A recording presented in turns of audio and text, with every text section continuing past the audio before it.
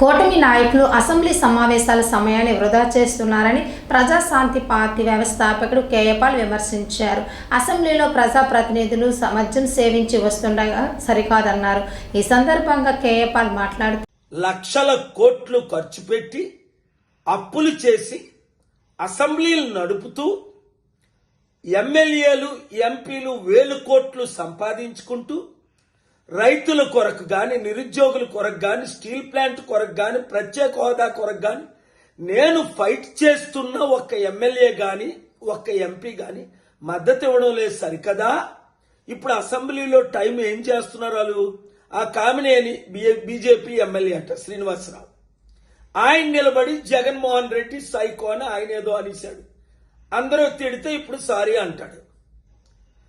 మరి ఈ బాలకృష్ణ అయితే ఇంకా అధ్వానంగా ఆ ఎన్టీ రామారావు గారికి ఎంత చెడ్డ పేరు ఇలాంటి వాళ్ళు పుట్టడం, తాగేసి వచ్చాడని చాలా మంది అంటున్నారు. ఒక తోటి యాక్టర్ అయిన చిరంజీవిని ఇంత ఘోరంగా తిట్టడం రైట్ కాదు కదా. పాలసీ మీద నేను కూడా మాట్లాడతాను.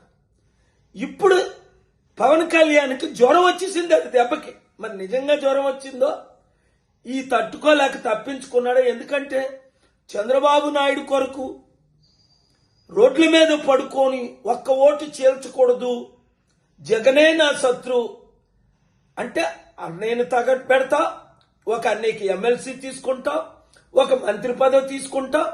ప్రజల సమస్యలు గాని పట్టించుకోరు మీరెవరును. ప్రజలకు కూడా బుద్ధి లేదు. ఒకసారి ఆలోచించండి.